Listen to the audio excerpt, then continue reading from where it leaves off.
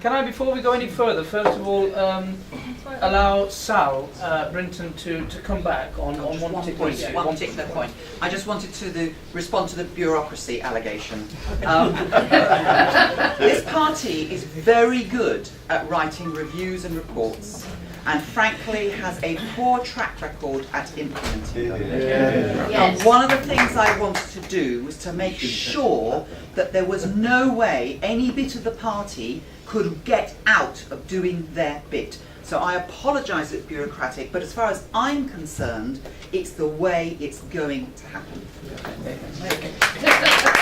Now, can I take contributions? If it, it's you tell us it's not an A list in disguise. I mean, the general rule of thumb I think we find is that the more glorified the name, the less it actually has to do. I think I would prefer an A list, than a so-called leadership program. None of this. It does a lot, positive action, which are good long-term measures, training, mentoring, encouraging. That what it does, how are we going to do that? One champion per region. I mean, well-meaning people quite often. The East Midlands is very different because it has this as its champion, but that doesn't get people of that calibre throughout the country. Okay, positive measures, but we're not using, and you're not recommending all the positive action measures that are allowed by law. I mean, the law and thousands of companies, well-meaning companies that want to make sure that their people are properly used, use positive action. But there's also terms in there for such things as taking action versus previous discrimination. I think it's. Also, I mean, just last point, there is considerable anti-racist feeling throughout our party, but I think we have to turn that from the negative into the positive, but we actually start doing something from the victims. And one suggestion I will put to you is, as we have, that our women MPs, I mean, not nearly enough of them, but there are no, black or ethnic minority MPs, and why not make that a priority over any other category? Okay, thank you, Jonathan. Kasim. The two arguments is, first of all, we have the Conservatives and Labour, which are really moving ahead quite quickly, right? And people like me don't want special support or special help. We don't want tokenism, black man in there, or an Asian in there, or a gay person there. We want to be in there because we're Liberal Democrats. And that's where we want to represent our party and our country. And the question to you, to Sal and really to Norman, more importantly, is that we're up against a struggle in getting support from the black Asian community now, because Labour and the Conservatives have the bench, have the parliamentarians in the Commons. And we don't. And I think we've got two-tier approach, Sal. One is the report, and we have to implement that for our young, new Kasim, can you please get on with the question? Yeah, and the question is, how do we tackle, please?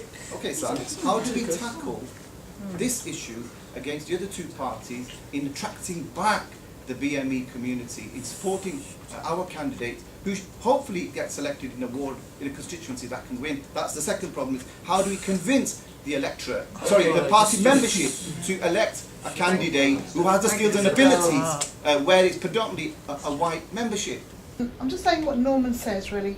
The problem has never been the leadership. Nick Clegg has always, since the day he was elected and before he was elected leader, has always championed this and always committed to this. Before him, Ming Campbell was as well. The problem is taking the party with them, at every level, because there are people in the party who, aren't convinced by the argument, don't think it's an issue, don't think it's a priority. And here we are, we're a party now in government. That's the key. And, we cannot simply start, the old rehearsed arguments, oh, it's not liberal, it's not this. Positive action is legal, it's used by the Metropolitan Police, as William mentioned, it's used by Metro, it's been used for decades by local government across the piece to address inequalities. The legislation is there, it allows us to do it. We're not asking for positive discrimination, which is against the law, and it's illegal. This was the big argument at last year's conference in Liverpool when we had this debate, so I think we need to. And it's a shame really that there are people, senior people in the party, who hold positions who don't think this is a problem. They think we need more academics or, you know, people like that. They think we don't, you know, why do we need people like that? And I think it's really important that it's not just about MPs, it's about getting more councillors.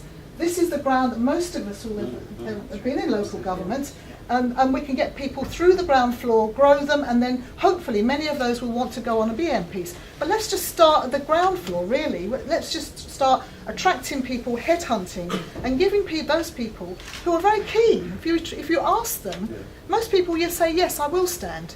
But they need to be asked, and we need to approach them and support them to start to get more and more involved in the Liberal Democrats. And we need more people on Federal Policy Committee, actually. Well, we haven't got single ethnic minority. How are we developing policy there? So Thank you, Mel. Thank you. I'm Shazrian. By 2013, how many priority seats do you think would have been selected? What number will we have to gauge how well we're succeeding in this programme? And secondly, where's the money actually coming from? A couple of points. I'm with the group who said we don't want special privileges for ethnic minority candidates. That's fine. One thing did bother me in terms of what Sal said and the process. You said the members for the leadership group are going to have to go through hoops to get included. I'm paraphrasing, but what you identified is actually quite a high bar to go through. I wouldn't have a problem with that, provided white candidates in safe seats also have to go through the very same process. And will they? My question is will they? And I think, can I just finally here put to bed this thing about there are not enough minority candidates coming forward. In 1997, we had 17 DNA candidates. 2005, we had 34. And in 2010, we had 46. So there's not a problem with people coming forward. The problem is with people getting selected. To pick up the point, it's important to have the support from the parliamentary party, which Norman mentioned, but also from the ethnic minorities that are now part of the parliamentary party, Merrill and Kurban. But before that, Navnet offered us a lot of support. There are some people within the parliamentary party who don't support this agenda, who have resisted against this agenda at every single occasion. And so I think it's important that that Nick uses and Norman uses his influence to say to people, that this is happening, the change is coming, and you can't resist it. In the autumn, I went to a large number of local party AGMs in London, and I noticed that there was an imbalance in the composition of conference reps who were being elected at that AGM, and a number of women, and I'm sure this applies to ethnic minority conference reps as well, said they couldn't afford to come to conference. And this is quite an important issue because inclusion in the party often happens at conference. Thank you very much. And secondly, just as a point of fact, like Merrill, I've actually been part of an elected group of councillors where the majority were female. And you need a critical mass of women, and don't go for anything less than 50-50. Mahmood Rogers from Bedford. Although on the downside, it is true that conference is overwhelmingly white and not ethnic minorities. On the positive side, I watched the protests going past today, and that was also overwhelmingly white. So we can say, at least, despite David Cameron's best efforts, the coalition has not done anything to seriously offend ethnic minorities in this country. Yes, it's true. Give them time. My question would be, the biggest leap forward for ethnic minority representation in the party has to have been the Iraq War, when the party was seen as really standing for what people cared about. And so is the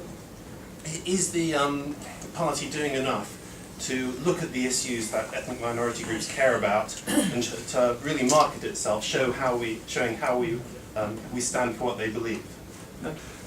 2 points. One, I want to sort of reiterate that I would really like it if the bar for the leadership programme is not set artificially high with green candidates, because it's a bit, sort of, in my opinion, pointless to offer special training to people who don't need it. Right? The problem is that our sort of ethnic minorities are not engaging in the party, we don't have enough members to begin with. They're not engaging throughout the whole course of the party, so they're not going on the courses to get them to become Green candidates. In my case, I wasn't a Green candidate because I decided to get selected very shortly before last year's general election, and you know, I was marked down on media experience. So you know, the other point is I would like those in favour of positive action not to scupper this motion today, because I don't want to be branded in Angus, which is a very small ethnic minority population, as being a candidate who has chosen because I am brown. Right?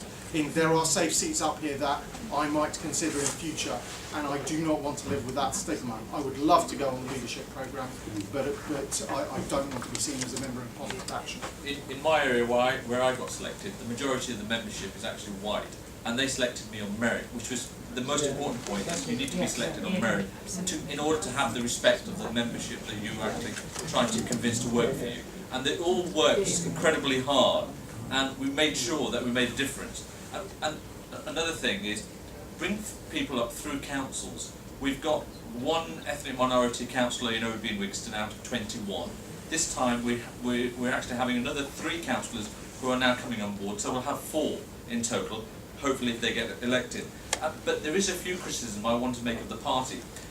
Firstly, apart from Norman, who you can get access to, and he has been to my constituency where I stood, and to call him up in the House of Commons we get to see, but we need access to other MPs sometimes to lobby on issues and to come and campaign on issues in our respective areas, particularly of those issues that affect the ethnic minorities and other people in that area, so that help and support is useful.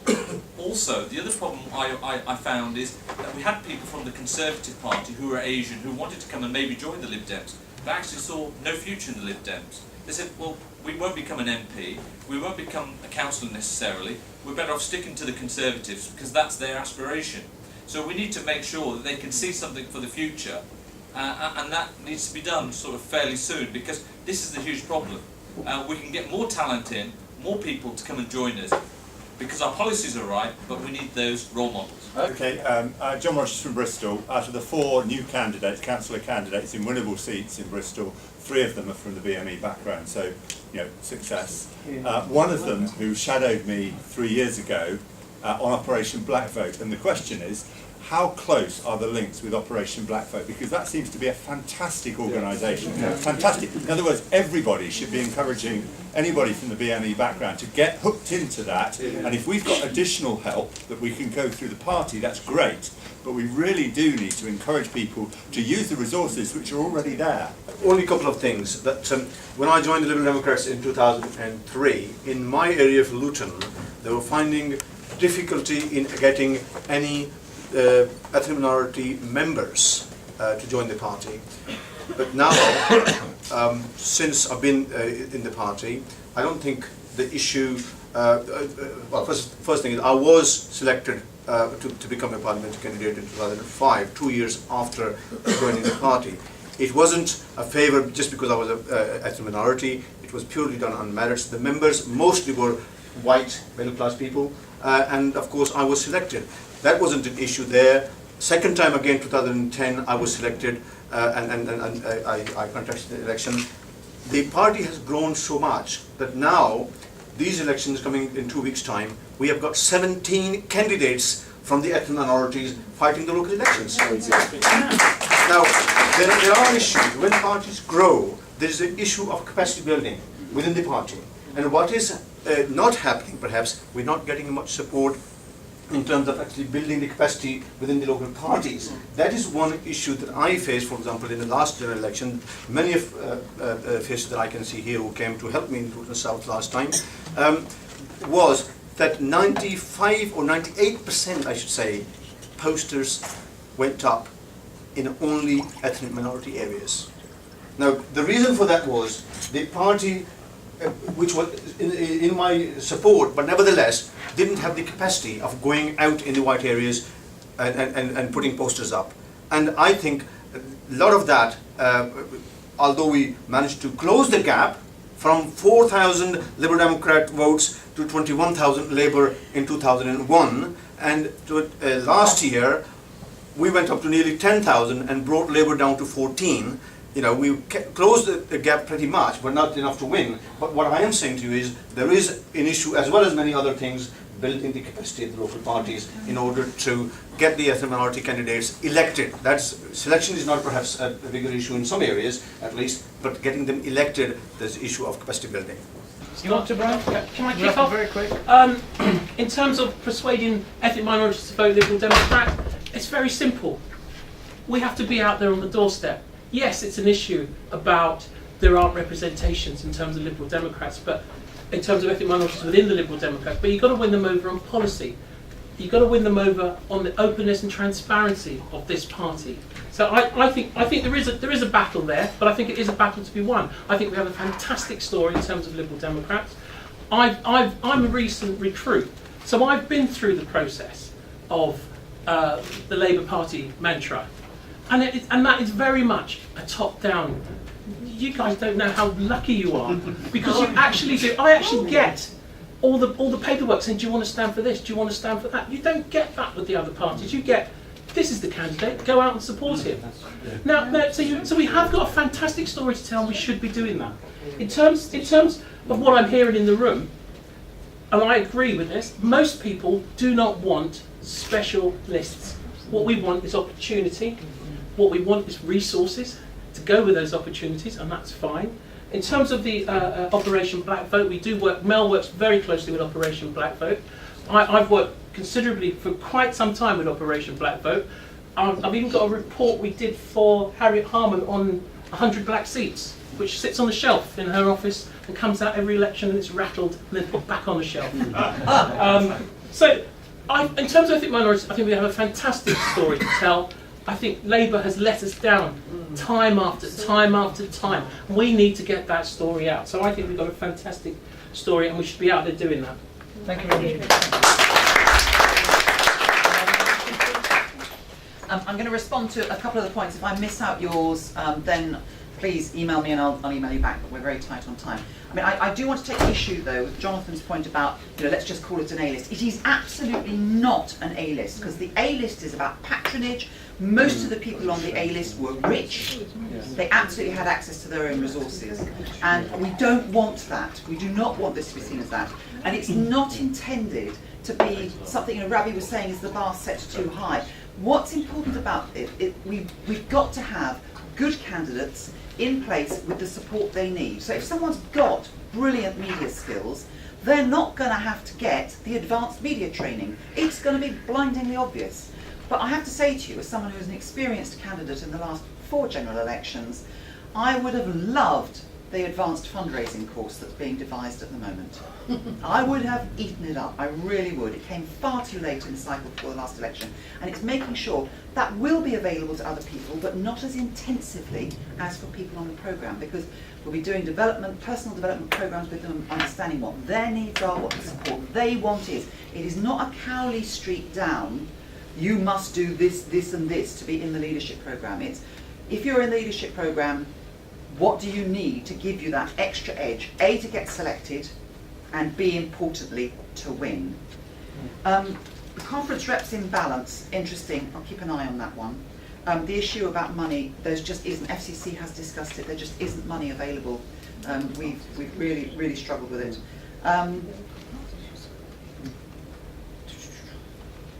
And Jonathan's point about positive action being allowed by law, my starting point was that the party had torn itself apart last September, and we needed something to bring us together. If we don't manage to really mainstream this, we're not just going to have a diversity champion in a region emailing people. We're going to have them in priority seats, but they've got to be people who are passionate about it, understand the issues, and are trained to deal with it. So we're going to be setting up, and that's where the bureaucracy comes in, a series of things which we're going to track to make sure they happen. And regional execs are going to have to tell us what they're doing so that we can make sure it actually happens. And finally, absolutely agree about, it's not just OBV, it's also about Fawcett and other specialist groups to make sure that we get the support from outside the party for candidates from underrepresented groups. I think I'll leave it at that, but as I say, if there's a specific point, either grab me very quickly after this or email me. Thank you very much.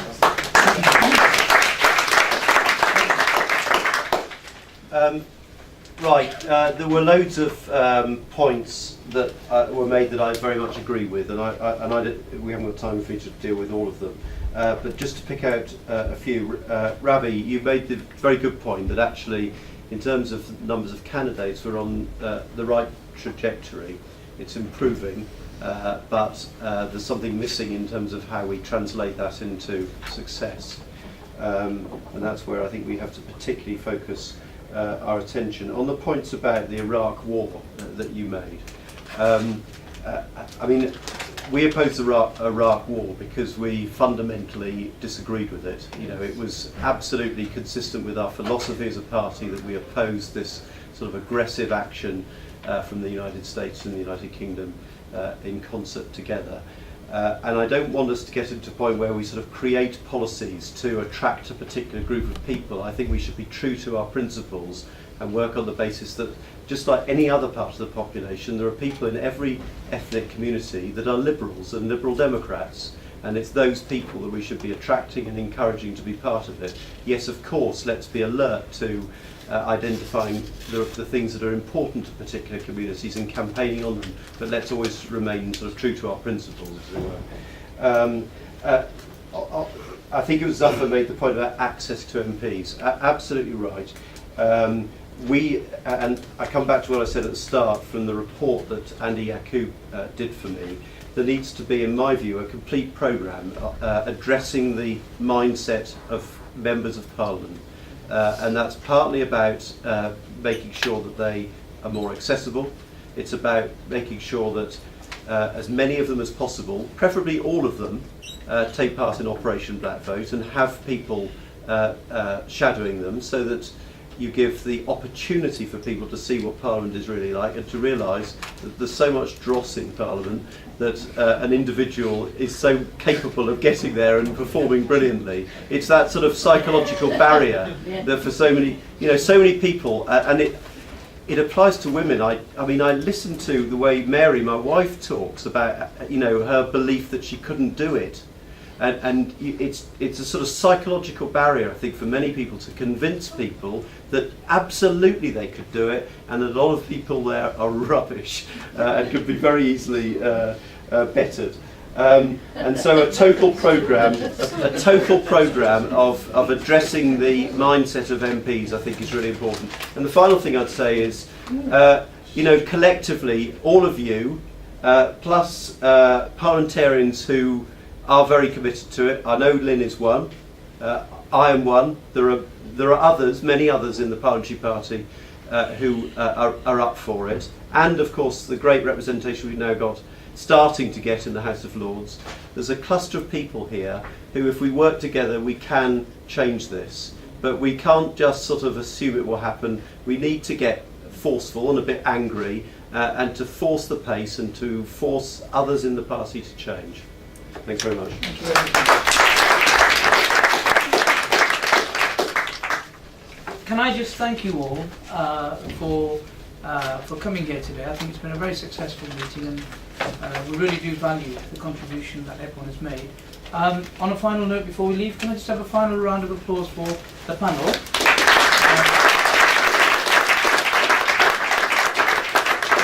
And on behalf of EMLD, thank you all very much indeed. Thank you. Thank you.